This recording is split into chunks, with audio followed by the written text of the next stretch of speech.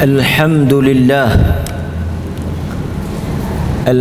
لله الذي أرسل رسوله بالهدى ودين الحق ليظهره على الدين كله ولو كره المشركون.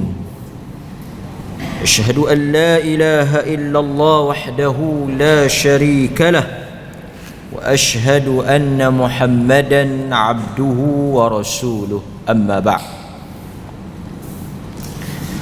Hadirin mukminin, tuan-tuan muslimin dan muslimat yang dirahmati dan dikasihi oleh Allah Subhanahu wa taala. Kita bersyukur kepada Allah Azza wa Jal kerana pada malam ini kita dapat menyambung semula pengajian kita, iaitu berkaitan dengan kisah ataupun cerita-cerita yang diambil daripada Al-Quran. Malam ini satu lagi kisah ataupun cerita yang sangat masyhur dan menarik untuk sama-sama kita dengar dan teladani, mengambil ibrah, pengajaran daripada apa yang disebut oleh Allah Subhanahu wa taala di dalam Al-Quran. Tuan-tuan hadirin mukminin, malam ini kita akan membaca daripada surah Al-Maidah. Surah Al-Maidah ayat 27 hingga 31. Kisah yang akan kita bicarakan ini berkaitan dengan kejadian yang berlaku kepada dua orang anak Adam alaihi salam. Di mana kita nak baca cerita ini? Di manakah Allah menyebut tentang kisah dua orang anak Adam ini? Kita boleh tengok di dalam surah Al-Maidah ayat 27 hingga 31. Tuan-tuan kena ingat 27 hingga 31 dari surah Al-Maidah. Kita tengok sedikit apakah kisah ataupun cerita yang disebut oleh Allah Azza wa Jal di dalam ayat ini. Kita oleh kerana kesempitan waktu, kita akan terus kepada terjemahan ayat. Dan bacakanlah olehmu wahai Muhammad kepada mereka. Mereka tu siapa? Ahlul Kitab, iaitu Yahudi, Kristian. Bacakanlah kepada mereka, ceritakanlah kepada mereka, sampaikanlah berita ini kepada ahli kitab, Yahudi dan Kristian, Nasrani. Kerana kisah dua orang anak Adam ini disebut juga di dalam kitab Taurat dan Injil. Maksudnya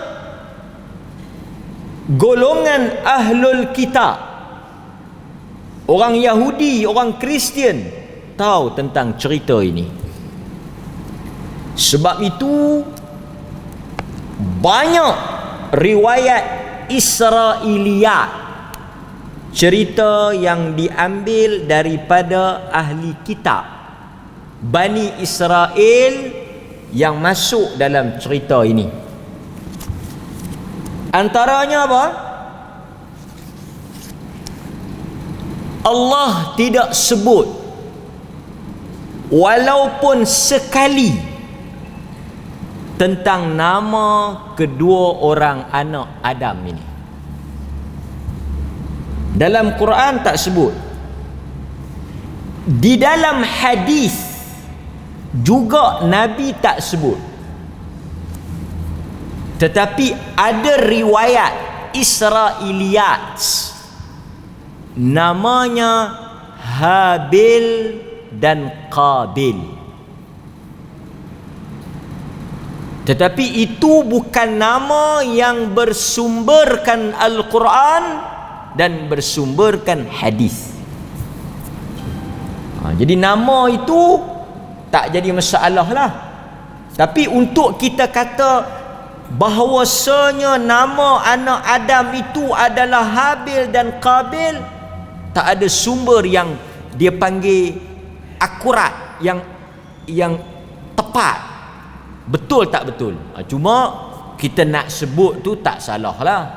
Nama dia Habil, nama dia Qabil. Tapi mari mana nama itu? Mari daripada Israiliyat, cerita Yahudi. Okey? Tapi sekali lagi saya akan sebut jugalah, pasal tuan-tuan dah biasa Habil, Qabil, kan? Macam nama Zulaikha, itu pun tak ada dalam Quran. Zulaikha tu tak ada dalam Quran. Dia sebut Imra'atul Aziz, isteri kepada menteri tu, tapi dia tak sebut nama Zulaikha. Itu pun riwayat Israiliyat. Banyaklah nama-nama seperti Bunyamin. Bunyamin ni siapa dia? Adik Nabi Yusuf, pun tak ada dalam Quran. Tapi tak apalah, oleh kerana benda ni berkaitan dengan nama, tak jadi masalah lah, kan? Okey. So malam ni cerita dia tentang Habil dan Qabil. Tengok. Dan bacakanlah olehmu wahai Muhammad kepada mereka kisah tentang dua orang anak. Tengok, dia sebut dua orang anak, dia tak sebut nama. Iaitu ketika mereka berdua mempersembahkan satu persembahan korban bertujuan untuk mendekatkan diri kepada Allah. Okey, tuan-tuan dengar, Quran hanya sebut, teks Quran hanya sebut kedua-dua mereka mempersembahkan korban. Okey, tujuan mempersembahkan korban itu adalah untuk apa? Mendekatkan diri kepada Allah. Apa dia yang mereka persembahkan? Apa yang mereka bagi tu?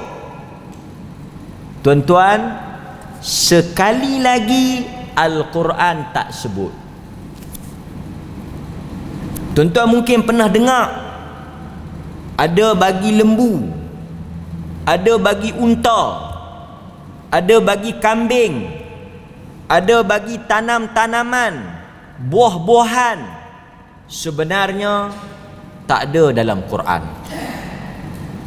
Apakah barang, benda, bahan yang diberi sebagai persembahan? Macam kita buat korban sembelih lembu, kambing. Tetapi apakah yang dipersembahkan oleh kedua orang anak Adam ni? Wallahu a'lam, kita tak tahu.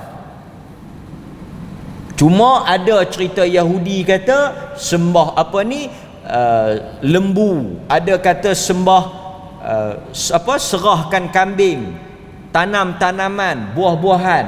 Tapi kita tak tahu sebenarnya dia apa bagi apa. Okey, tu satu lah. Cerita ni memang sonok kan. Apatah lagi kalau cerita yang ditokok tambah. Kalau Quran punya cerita straight to the point. Dua orang anak Adam mempersembahkan kepada Allah, satu diterima, satu lagi tak diterima. Kemudian yang tak diterima tu dengki pada yang satu lagi, dia pun bunuh. Habis cerita. Ringkas. Tak berapa nak seronok lah, pasal kita dengar hok yang tambah-tambah ni.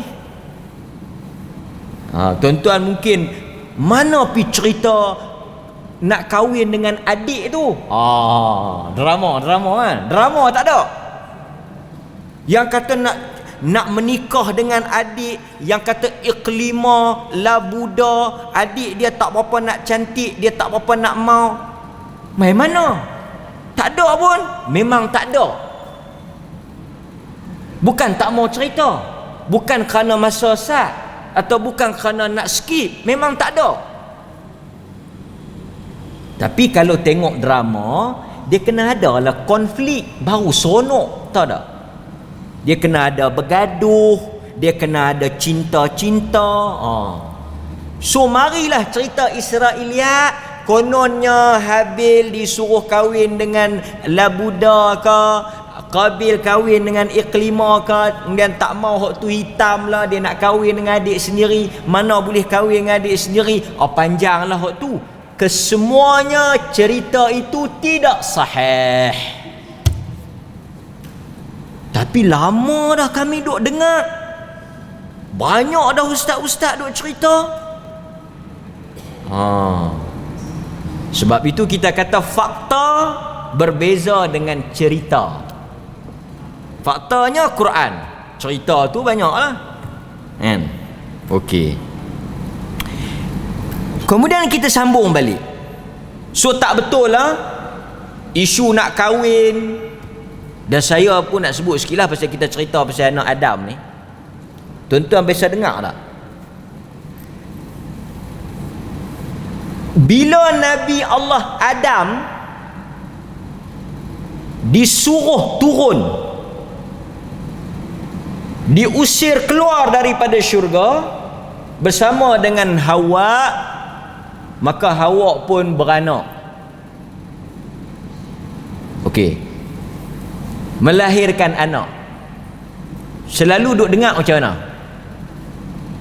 Beranak apa?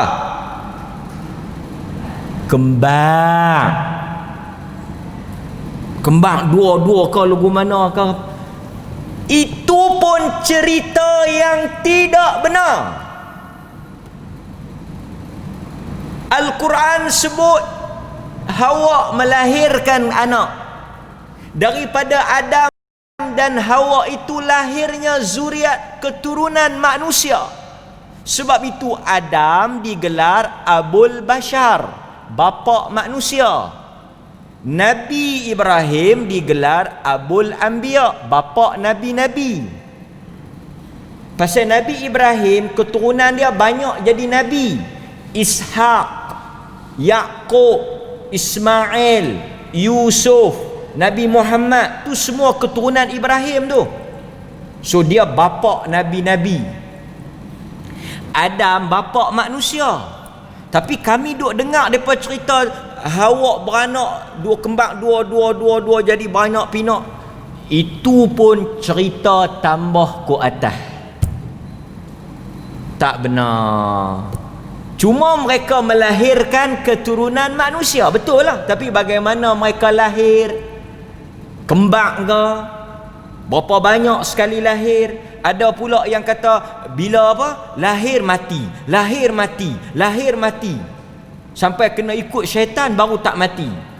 Itu pun memang syok, tapi tak betul. Banyak tak betul. Hak mana betul? Quran yang betul. So yang kita dengar-dengar tu, ini pentingnya menapis. Sebab itu bukan semua benda yang kita dengar mesti betul. Sebab itu Nabi sebut apa? Kafa bil mar'i kadhiban an yuhaddith bi kulli ma sami'a. Kafa bil mar'i kadhiban, seseorang itu boleh dituduh sebagai pembohong apabila dia menceritakan semua benda yang dia dengar. Sebab itu Quran mengajar kita bila kita dengar, kita tak boleh sampaikan ke semua yang kita dengar. Satu orang yang bila dia dengar, dia kena tapis. Dia baca, dia kena tapis. Itu adalah orang yang disebut ulul albab, orang yang ada akal. Tapi ini apa yang dapat, apa yang masuk, apa yang dengar, apa yang baca, semua telan, semua percaya. Ini orang yang tak ada filter. Tak ada penapis. Pasal itu bukan semua cerita yang kita dengar berkaitan dengan agama yang keluar daripada mulut penceramah mesti betul. Tak ada jaminan. Nampak? Termasuklah cerita Nabi Allah Adam dengan Hawa.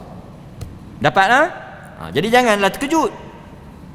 Iqlima tak betul, labuda tak betul, beranak kembar tak sahih. Kan? Banyak lagi, tu baru sikit. Kemudian tuan-tuan, Allah Subhanahu wa ta'ala tak terima korban salah seorang terima yang seorang lagi. Katanya yang terima tu Habil, yang tak terima tu Qabil. Tapi Quran tak sebutlah. Okey, saya nak sebut sikit ya. Apabila kedua-dua anak Adam ini mempersembahkan korban mereka kepada Allah, Allah mengambil dan menerima korban daripada seorang anak Adam, dan Allah reject, tolak yang seorang lagi. Di atas sebab apa? Itu poin yang paling besar. Soalan yang kita kena kaji, kita kena korek, kita kena gali, kita kena tanya, kenapa Allah Ta'ala terima korban A, tak terima korban B? Kenapa Allah hanya ambil korban anak ini tetapi tolak korban anak ini? Kenapa berlaku dua keadaan yang berbeza? Kenapa yang seorang ini diangkat amalannya, yang seorang lagi ini ditolak oleh Allah amalannya? Itu soalan yang Quran nak kita faham. Allah memberikan jawapan kepada cerita itu. Pasal apa tuan-tuan? Kita kena tengok apa Quran sebut. Allah kata, innama yataqabbalu Allahu minal muttaqin. Itu jawapan dia. Allah tak terima daripada si fulan, Allah terima daripada si fulan, kerana Allah hanya menerima persembahan ibadah yang diberikan oleh orang-orang yang bertakwa. Tuan-tuan, sebab itu perkara yang paling ditakuti oleh kita yang melakukan ibadah adalah persoalan sama ada Allah terima ataupun tidak amal yang kita buat. Soal salat, soal orang buat ibadat, semua orang boleh buat. Sebab itu kita tengok dari sudut melakukan ibadah, dari sudut melakukan perintah Allah, banyak manusia boleh buat. Boleh kata semua orang boleh buat. Tetapi persoalan yang paling dibimbangi oleh Allah ke atas kita, yang mana bukan sahaja kita yang buat ibadat ni kena rasa, Nabi-Nabi pun rasa. Apa dia tuan-tuan? Kita bimbang segala penat lelah kita, jerih payah kita, tunduk bangun kita tak diterima oleh Allah. Sebab itu pernahkah tuan-tuan baca doa Nabi Ibrahim alaihissalam? Quran cerita menarik doa Ibrahim. Nabi Ibrahim buat apa? Yang popular, yang tuan-tuan tahu. Yang ni betul, yang betul punya, bukan Israeliat. Buat apa? Apa dia yang Ibrahim bina, yang kita semua hari ni menghadap ke arahnya? Jasa besar Ibrahim. Ada orang kata Adam yang buat, ada orang kata Nuh yang buat. Quran hanya sebut Ibrahim buat. Apa dia? Kaabah.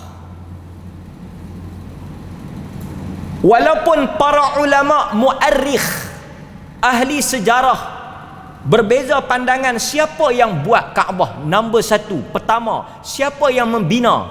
Banyak pandangan di kalangan para ulama, tetapi apabila kita tengok Quran, yang buat Kaabah nombor satu, yang mula-mula bina Kaabah, Ibrahim alaihissalam. Dia buat dengan siapa? Dia buat dengan anak dia Ismail. Sebab itu tuan-tuan, kita pergi Mekah, kita akan tengok apa dekat Kaabah? Makam. Apa dia maksud makam? Makam Ibrahim tu apa dia? Tapak kaki Ibrahim masa dia bina Kaabah. Bukan makam tu kubur. Dia kata pasal apa Nabi Ibrahim ni pendek, kecil ya? Yang tu bukan kubur dia. Okey tuan-tuan, pertama, kubur ni pun satu bab juga. Kubur Nabi, bila sebut kita kubur kan, kubur Nabi ni, pertama tuan-tuan kena ingat, tak ada satu bukti yang sahih di mana Nabi-Nabi ditanam. Cuma tuan-tuan kena ingat, ingat.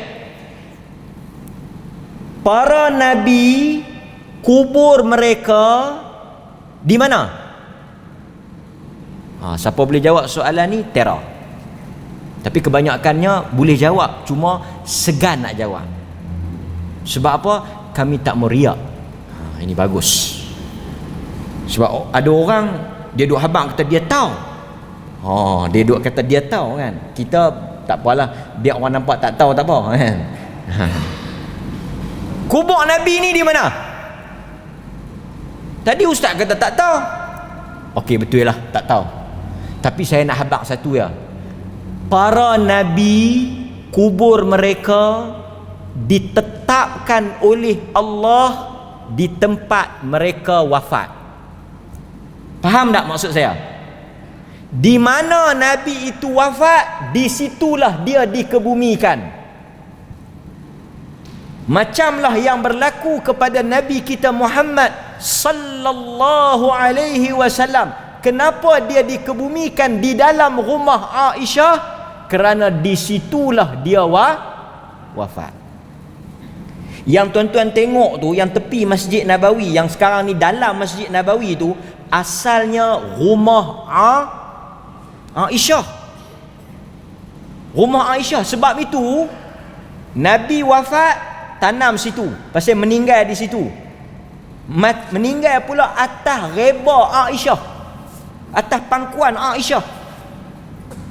Lepas tu siapa lagi yang tanam di situ? Tanam dalam rumah, dikebumikan dalam rumah tu. Tuan-tuan takkan lupa. Dia telah lupa lama tak pergi Mekah. Mula kita bagi salam dekat Nabi, lepas tu Abu Bakar dikebumikan di situ. Lepas tu Umar, betul tak? Assalamu alayka ya Rasulullah. Kemudian assalamu alayka ya Abu Bakrin ya Umar, kan? Tuan-tuan, saya nak sebut sikit lah. Cerita kan. Tapi cerita betul. Tempat Abu Bakar sebenarnya reserve untuk Aisyah. Nabi, Abu Bakar, Aisyah. Tetapi Umar request, Umar minta untuk dia dikebumikan di situ. Nampak tuan? Asalnya rumah siapa? Sebab itu Umar pergi minta izin, hantar wakil minta izin untuk dia dikebumikan di situ. Tuan-tuan, Aisyah kata apa? Aisyah kata, sebelum Umar dikebumikan di situ, dia tak berapalah nak jaga aurat sangat. Sebab apa? Sebab apa dia tak jaga aurat sangat? Sebab yang ada di situ Rasulullah. Keduanya Abu Bakar dengan Aisyah macam mana? Pak dengan anak. Okeylah aurat. Tetapi setelah Umar dikemumikan, disemadikan di situ, dia rasa macam ada orang asing lah rumah tu. Dia segan lah, dia jaga aurat dia. Saya nak ceritanya tuan-tuan, yang sahih, yang betul, yang benar, satu saja kubur yang memang clear, riwayat tepat, kubur Nabi. Kubur Nabi lain rata ceruk. Sebab itu saya kata, kalau Perlis ni kurang tempat menarik untuk dilawati, kita bohong pilah kata kubur Nabi Ilyas di Padang Besar. Bohong pilah, bukan depa tahu. Macam mana nak bagi depa percaya? Buat bagi panjang, buat bagi pelik sikit lah. Kubur siapa ni? Ilyas. Wih, sakan Nabi Ilyas sampai ke Padang Besar? Tak ada yang mustahil di sisi Allah. Betul tak? Boleh tak kita abang itu? Maka ramailah orang menjadi satu pelancongan, produk pelancongan kepada Perlis adanya, kan? Sebelum ni kan ada orang mengaku Nabi Adam sampai di Gunung Jerai. Kalau Adam boleh sampai di Gunung Jerai, tak peliklah Nabi Ilyas nak sampai Padang Besar. Biasalah. ATS pun ada Padang Besar tu. Sebab tu orang kata alang-alang nak bohong, bohong biar betul-betul bohong. Macam mana saya kata Nabi Ilyas ada di Padang Besar tuan-tuan gelak, tiba-tiba ada satu orang syekh besar, kononnya lah, dia kata apa? Nabi Adam turun di Gunung Jerai, orang boleh percaya?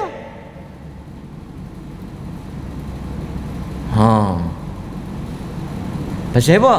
Pasal kita diajar untuk tapis maklumat. Yang lain tuan-tuan tak payah duk pi lah. Kubur Nabi Nuh, Nabi Syuaib, kubur Nabi ni rata ceruk kubur. Dan tak ada hadis suruh kita pi cari kubur Nabi-Nabi ni. Yang dia suruh ziarah kubur untuk ingat mati. Kadang-kadang satu Nabi tu seorang ya, kubur 20. Kubur 20. Semua pakat mengaku. Maka itu antara benda yang kita. So itu bukan kubur Nabi Ibrahim, itu maqam, tapak kaki dia.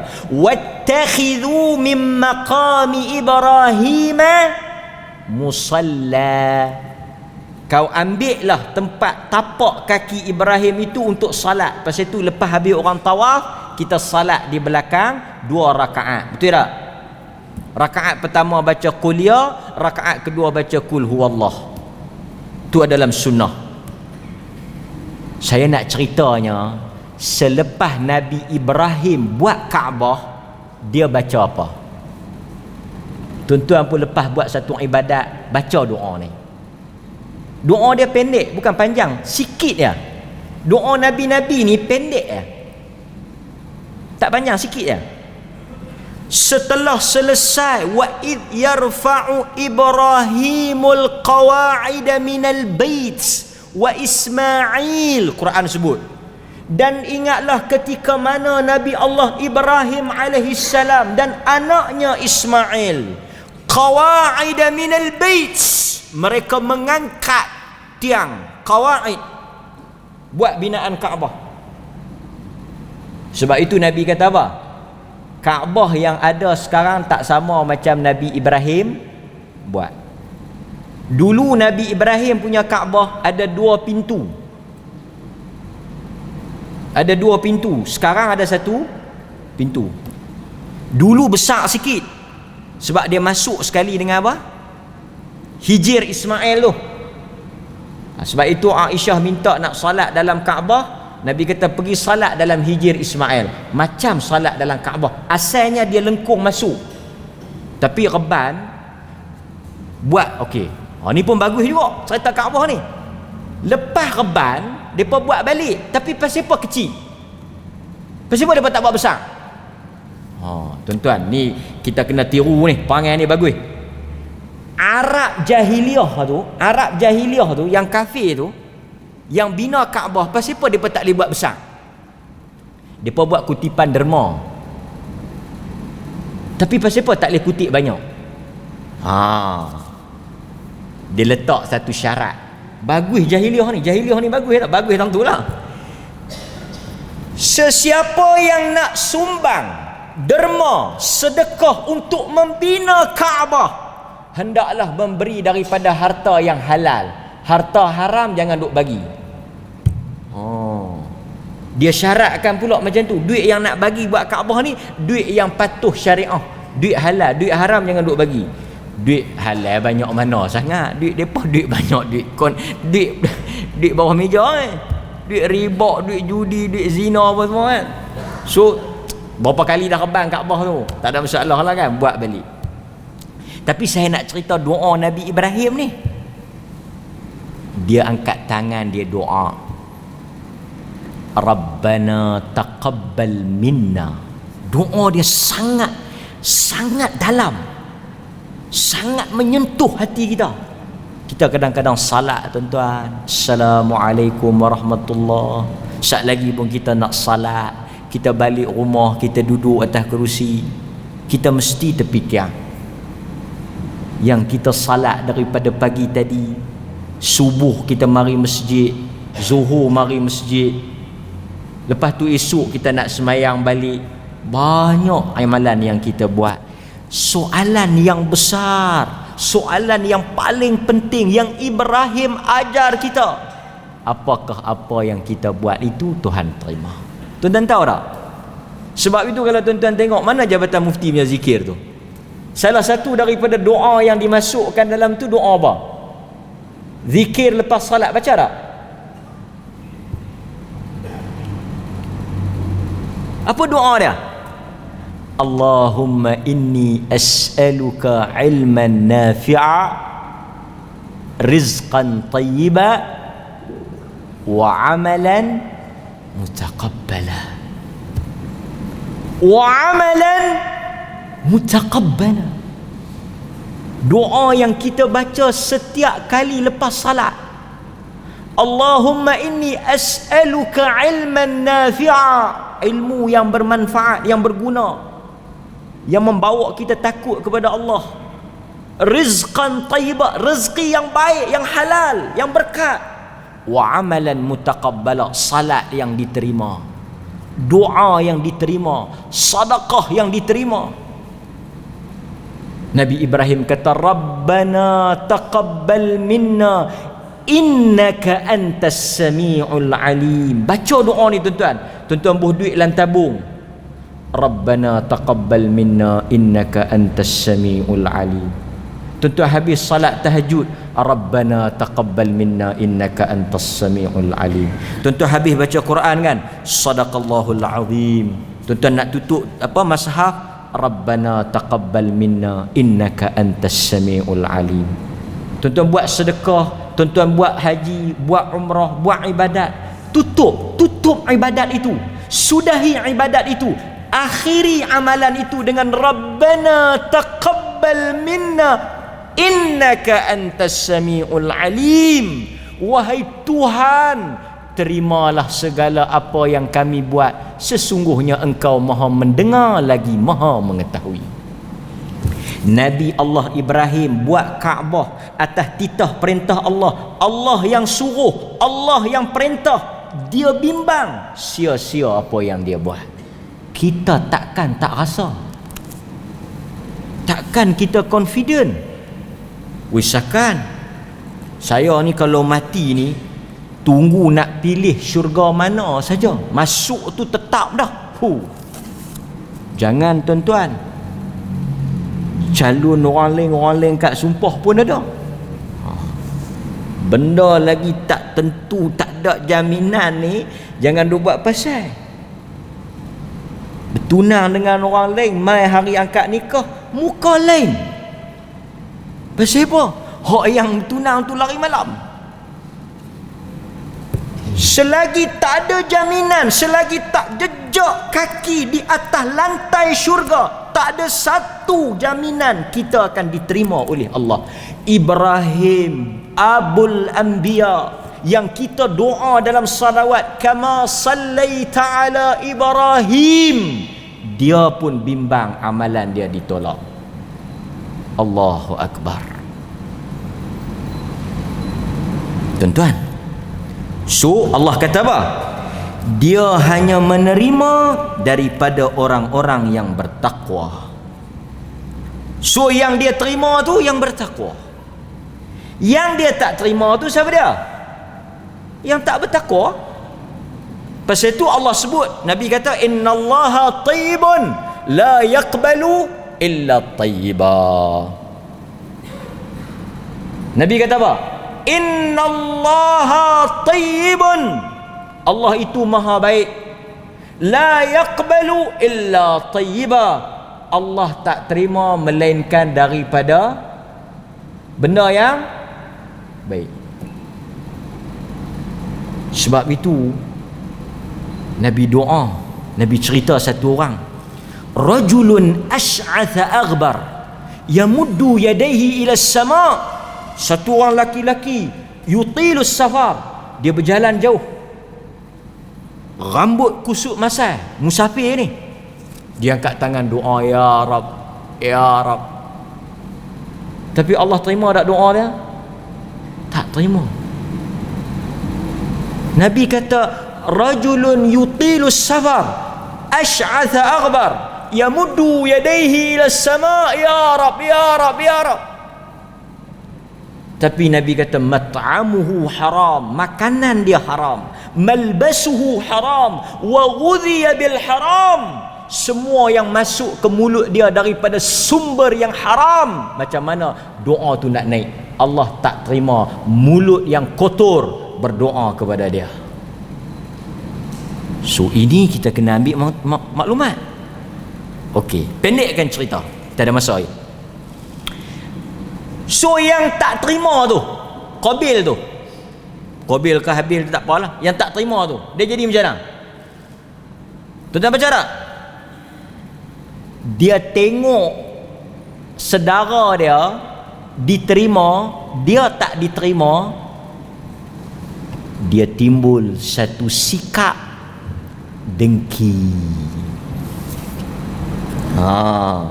Sebab itu kalau tuan-tuan baca pengajaran yang paling besar yang disebut oleh para mufassir, ulama tafsir, pengajaran tentang Habil dan Qabil ini adalah sifat hasad, bermusuh di antara dua beradik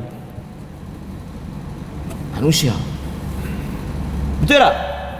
Bila dia tengok kawan tu diterima, dia tak terima. Bukan, tuan-tuan, yang tentukan siapa yang terima tak terima ni Allah. Dia kata apa? Dia kata aku nak bunuh hang, la aqtulannak, aku nak bunuh hang. Pasal apa tuan-tuan? Pasal dia dengki. Saya nak sebut sikit lah berkaitan dengan dengki ni. Boleh? Kita ada 2 minit. Tak apa, tak dan kita azal lah. Dengki ni menariknya, dia muncul, kata bukan Ibn Taymiyah, Ibn Qayyim dan sebahagian ulama lain kata, dengki ni macam selalu saya sebut, dia muncul di kalangan grup yang sama. Macam saya bagi contoh kan, wanita akan dengki sesama wanita, orang meniaga akan dengki dengan orang meniaga, dia tak dengki dengan orang makan gaji. Sebab itu adik-beradik dia akan dengki sesama adik-beradik. Dengki muncul di kalangan kelompok yang sama, seperti kita baca dalam kisah Nabi Yaqub. Munculnya dengki di kalangan anak-anak Nabi Yaqub. Kita azan dulu. Sekejap lagi saya nak sentuh sikit ni soal bagaimana munculnya dengki di antara dua beradik ni. Allahu ta'ala a'lam.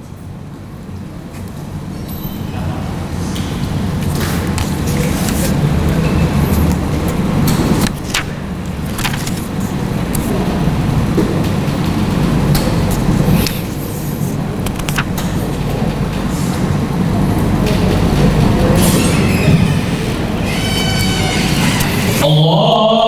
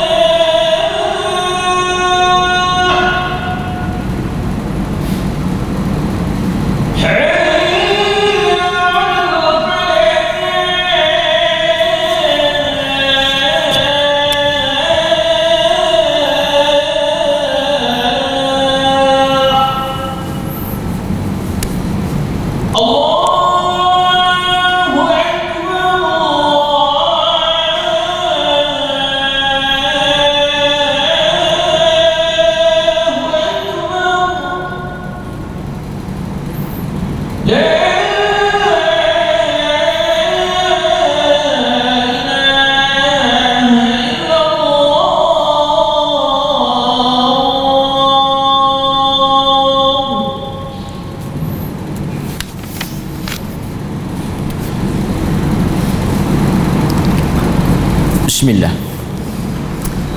Okey tuan-tuan, dengki ni pertama maksud dia kita tak boleh tengok satu nikmat yang Allah bagi pada kawan tu lebih pada kita. Saya bagi contoh mudah lah.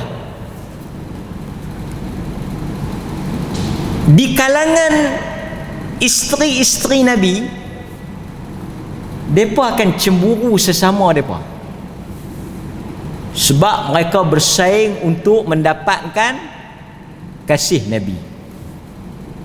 Faham? Semua isteri Nabi, tapi mereka bersaing sesama mereka tu. Kata apa? Lawan duduk ni lah. Pasal mereka semua ni sama nak cari cinta Nabi. Pasal tu kadang-kadang bila Nabi duk sebut nama Khadijah, Aisyah kata tak ada nama orang lain kau nak sebut. Dia ada macam marah sikit lah. Pasal tu manusia ni kalau baik macam mana pun, bila dia bersaing, kita tak boleh pakai cakap orang yang bersaing tu. Tuan-tuan dapat? Pasal itu Al-Imam Al-Zahabi dia kata apa? Kalamul aqran yutwa wala yurwa. Yutwa ni lipat. Wala yurwa, tidak. Maksudnya macam ni lah. Kalau kita nak dengar pendapat yang benar, kita pergi jangan tanya musuh dia. Pasal musuh ni dia bersaing, dia akan cerita buruk kawan tu. Pasal tu Az-Zahabi kata kalamul aqran, pendapat orang yang bersaing, berlawan ni, yutwa wala yurwa, kita dengar tapi kita tak ambil. Sebab mereka ni ada perselisihan. Itu pasal tu bahaya persaingan ni. Tuan-tuan, kita mestilah didik diri kita ni supaya bila tengok ada orang lain dapat nikmat, kita tak payahlah dengki. Kita harap, kita rasa Allah kurnia. Tuan-tuan, rezeki manusia ni semua Allah dah tulis. Nabi kata apa? Saya tengok tuan-tuan senang, lebih sikit pada saya percaya satu ya. Kita semua percaya satu ya. Allah telah tulis rezeki kita dan kita tak akan mati sehinggalah diselesaikan rezeki itu. Tuan-tuan percaya yang tu cukup. Tuan-tuan tengok kawan tu lebih, tuan-tuan jangan main-main. Saya bagi contoh senang lah. Di kalangan penceramah ni, dia akan dengki kat siapa? Saya penceramah ni, saya akan dengki kat siapa? Saya tak akan dengki kat tuan-tuan, tapi saya akan dengki kat penceramah juga. Apatah lagi kalau penceramah tu ramai pula orang pergi dengar dia, atau ramai orang suka kat dia. Oh, lagi saya berbulu. Maka nak bagi orang dengar saya nak kena peleceh kawan tu. Piduk dengar apa bukan boleh pakai tu. Aku kenal lama dia tu, tak boleh pakai tu. Siapa dia yang boleh pakai? Akulah yang boleh pakai. Ini iblis punya perangai. Lepas tu tuan-tuan tak boleh tanya saya. Saya jangan main-main. Dia kata, tak, kalau ustaz, manusia, insan, hatta anak-anak Nabi pun berselisih. Anak-anak Nabi Yaqub yang keluar daripada sepusat-sepusin berdengki sesama mereka. Sebab itu apabila Nabi Yusuf mimpi, pak dia kata apa? Jangan duk cerita kat adik-beradik mereka dengki. Pasal itu tuan-tuan jaga-jaga. Kita tanya Tok Imam satu. Tok Imam satu macam mana? Tok Imam baru. Dia Tok Imam satu, dia dah lama dah, dia berkhidmat. Mai Tok Imam baru, Tok Imam dua lah. Dia macam mana Tok Imam? Imam baru kita baca sedap, suara apa okey? Dia pun jawab lah. Dia kata suara sedap lah, tapi panjang pendek tak jaga.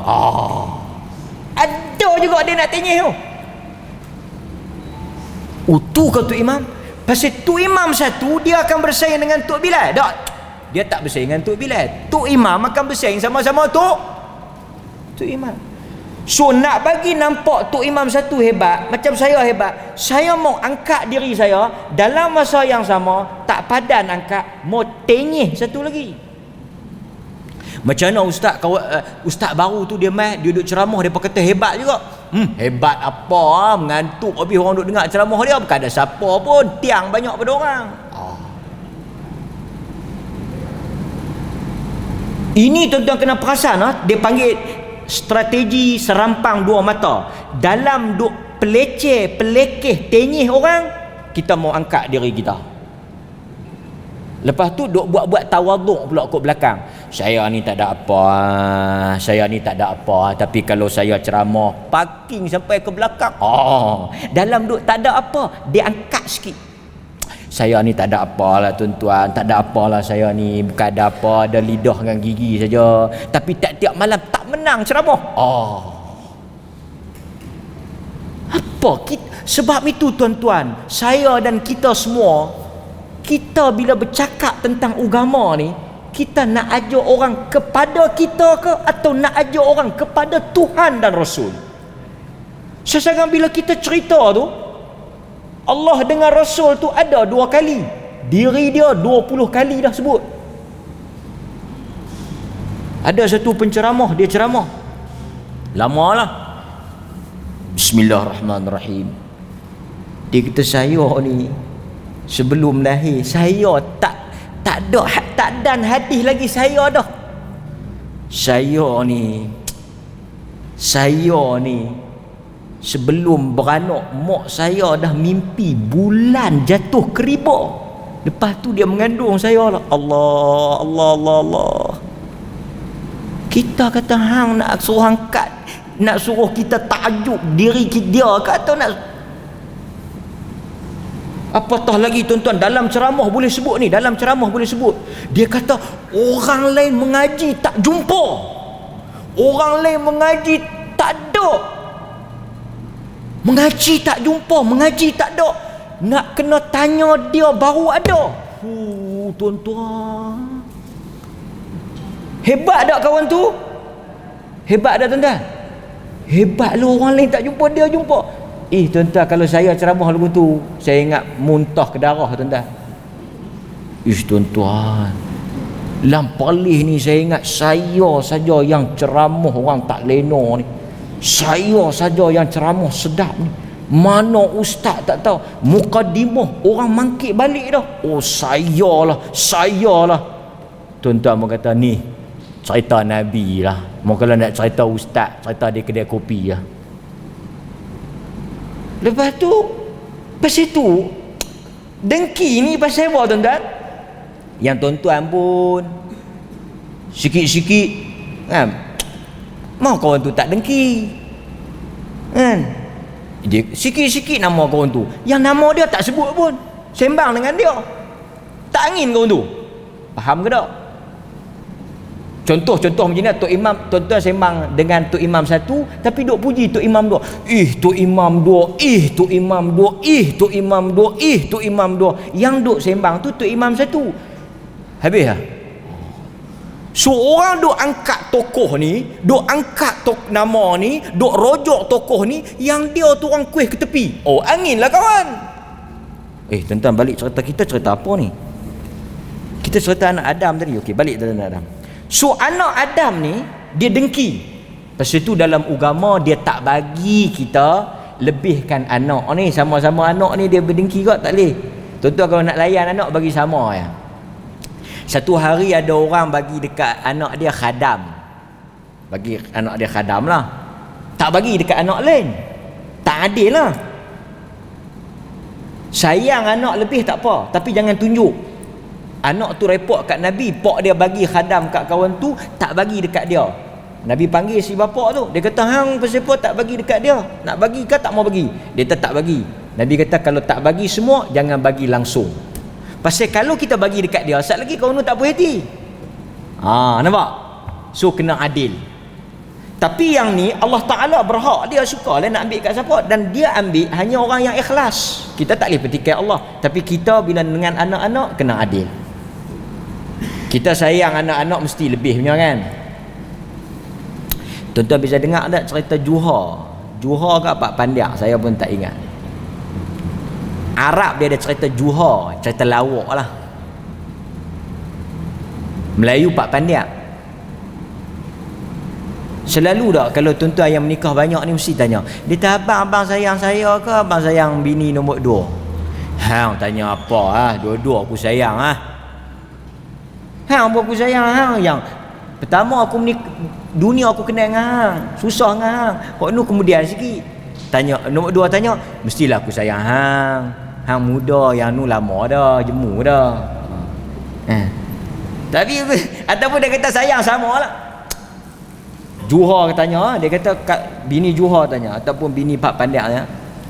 Dia kata kalau kami dua-dua jatuh dalam sungai ni, abang nak pergi sambut siapa? Tadi abang kata abang sayang. Sayang ni satu benda kita tak boleh adil tau, perasaan. Tapi jangan tunjuk. Pasal dia boleh menimbulkan dengki. Dia tengok bini tua, dia kata hang jurulatih renang, hang boleh berenang ke diri ya. Pergi selamat yang muda. Artinya kasih sayang ni tak boleh adil. Pasal itu Quran kata fa in khiftum alla ta'dilun. Kalau engkau tak boleh berlaku adil dari sudut apa? Nafkah, bukan adil dari sudut kasih sayang. Okey, pendek cerita. So fatawwa'at lahu nafsuh. Quran kata nafsu yang ada dalam diri anak Adam, nafsu dalam diri kita, dia telah tunduk kepada nafsu jahat itu. Qatla akhi faqatalahu, didorong oleh nafsu yang jahat. Pasal itu tuan-tuan, dalam diri kita ada nafsu yang baik, ada nafsu yang jahat. Allah tak suruh kita buang nafsu, Allah suruh kita didik nafsu. So dalam kes ni, anak Adam yang Allah tolak korban dia itu taat kepada nafsu yang jahat. Dia bunuh saudara dia. Sebab itu Nabi kata, sesiapa sahaja yang bunuh orang, sesiapa sahaja yang bunuh manusia, dosa itu akan ditanggung oleh anak Adam yang pertama. Tapi kita duk ajak, siapa buat dosa dia yang tanggung sendiri. Kenapa kita bunuh orang dia pun dapat saham? Kerana dialah manusia pertama yang tunjuk contoh tak baik tu dan orang ikut. Jadi sebab itu siapa-siapa yang jadi contoh pada benda yang tak elok, jika ada orang ikut, dia pun bersubahat di atas kejahatan itu.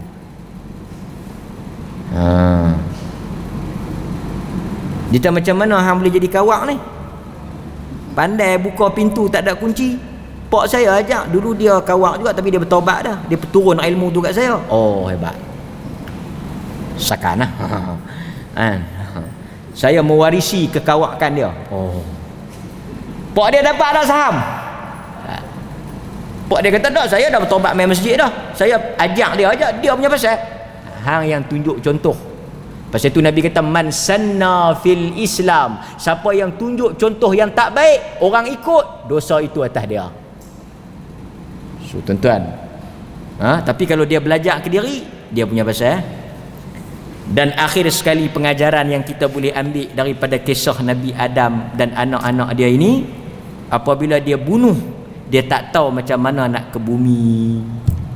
Tu yang kata dia tanggung 100 tahun ke 1000 tahun, ini pun cerita palsu. Tak tahulah nak tanam macam mana, pasal dia yang bunuh. Tak tahu nak buat lagu mana, nak bakar ke, nak tanam ke apa ke. Dia pun bawa lah manyak tu. Berapa lama dia bawa? 100 tahun, 1000 tahun usung. Yang kita pun dengar percaya.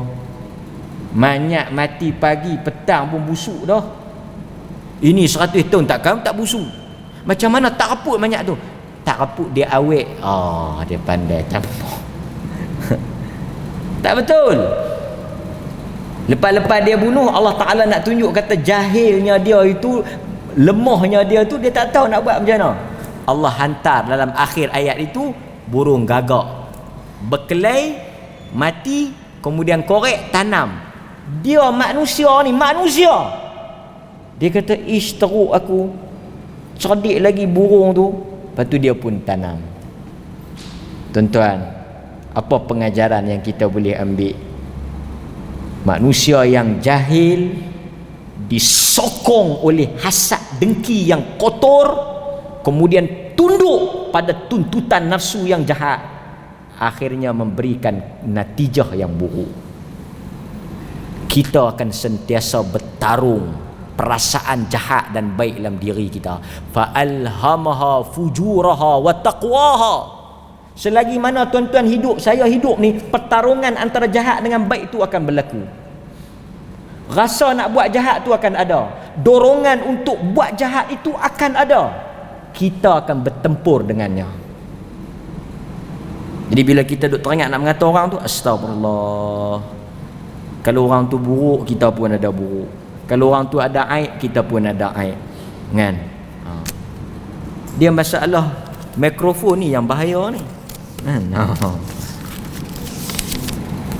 Jadi hadirin mukminin, ambillah pengajaran dua orang anak Adam sebagai panduan hidup kita. Apabila kita rasa dengki, tengoklah nikmat yang Allah bagi kat kita, yang Allah tak bagi dekat orang lain. Kalau kita rasa kita ada lebih, kita rasa kita boleh hafal ayat, boleh hafal nombor, toh orang lain boleh hafal lebih pada tu. Kan? Tak payahlah kita nak rasa besar, nak pelekeh orang, tak perlu. Kenapa kita nak pelekeh orang? Nak pelekeh orang? Nak hina orang sebab kita nak habaq kita hebat. Kita rasa kita hebat, macam iblis dia rasa dia hebat, tapi sebenarnya